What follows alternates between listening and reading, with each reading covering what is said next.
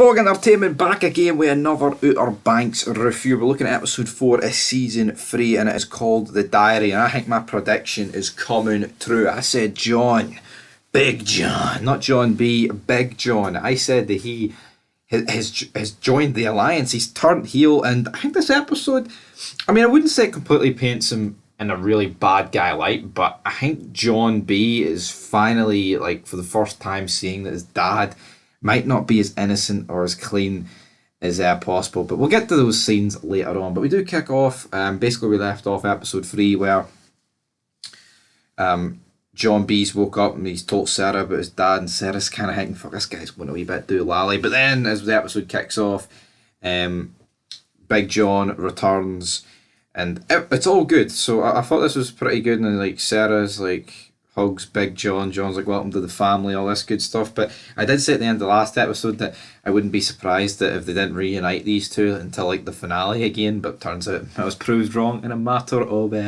moments. But John B's kind of questioning the fact, where did Big John go? We then see where he went.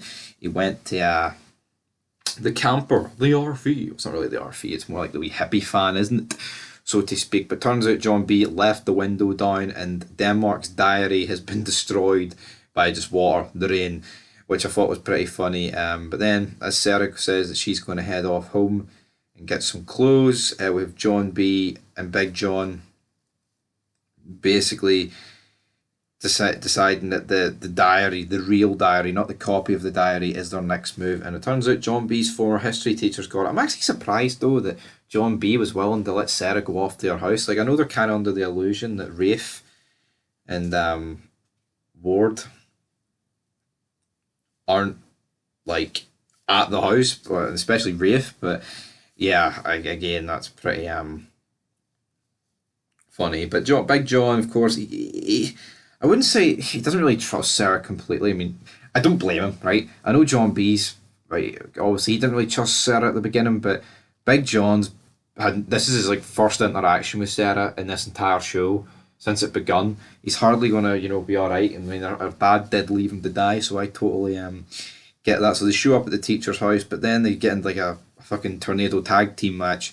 Big John and John B end up getting battered, and then these guys escape on a boat. John B's like, I know those guys. And then they chase after them, and the hippie fan, and then manage to jump onto a jet ski and chase them out to the like in the middle of the sea essentially.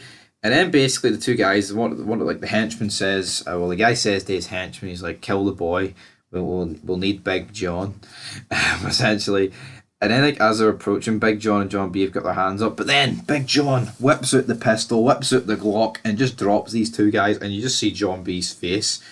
It's like tripping him. It's like he's seen a ghost. He turns white, and it's like his dad essentially just killed these two in cold murder. Now, obviously, we know, right, that they were going to kill John B, and to be honest, Big John, I've no real issue with him killing these two. Yes, right, it's murder, right? But I mean, look at like this show. It's like there've been so many murders. At the end of the day, I think it's probably just going to be hard for John B to actually get used to the fact that his dad is a murderer. And he hasn't really. This is like the first time he's seen him do it. But we've seen in flashbacks this season, Big John battering. He even battered the two guys that came to save him on the beach, man. So yeah, I think it's just going to take a while for John B to get used to that. He then just puts their bodies and then throws them into the ocean, gets rid of them like the big P for the Sopranos. I would say his name, but they'll probably hoover the monetization off this vid, so I'm not going to bother saying that. Big John, meanwhile, looks through the diary and he's trying to find a hint for the location of the artifact. Meanwhile, we did get like a montage of the Pogues, of course, where they are back and Outer Banks.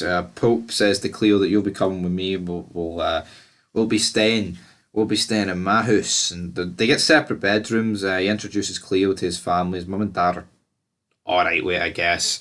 Nothing particularly insane. Like, all right. And then Pope's explaining about all the stuff. I was hanging on to the helicopter. Or they're shooting the gun. We dropped the cross in the sea. But he's like, if that cross resurfaces, we need to save it. Talking, basically playing the black card, the slave card. He's like, God damn it, it's history. And fair play to Pope. He's got strong beliefs and he wants to do it. And I'm not going to hold him back for that. He then shows Cleo her her new room. He says that he's took the one downstairs and she can have his old room. She's like, I've never had a room to myself, which is a nice wee moment where she like lies in the bed and kind of thinks about that. I guess. But we also did get Key confronting what's his name, JJ. Forgot his name. That was a bit mad. So JJ is essentially back at his house, but it's been affected. I don't know where his dad is. He's like, I've got no parents.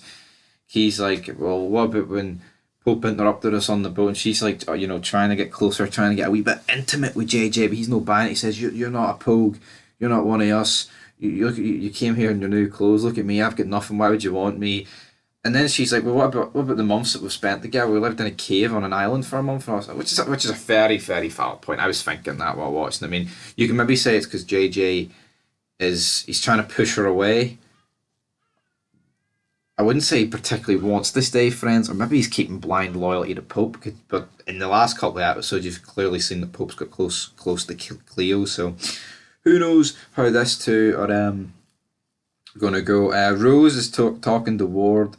Ward's basically turned over a new leaf. He wants to be good. He's like, you know what? I'm going to turn over the cross to make up for all the wrongdoing. So he phones Rafe, but during this, Sarah's actually back at the house. She can't believe Rafe's there, which is a pretty cool action scene. But Rafe just feels betrayed by his dad here. He really does. And to be honest, I don't really blame him. To be honest, I really don't. Rafe basically feels betrayed, of course, like I've just said. Sarah manages to escape, almost gets caught by Rafe. So basically that meeting point's set up. But then Rafe goes to meet Ryan, I believe it is, the guy with the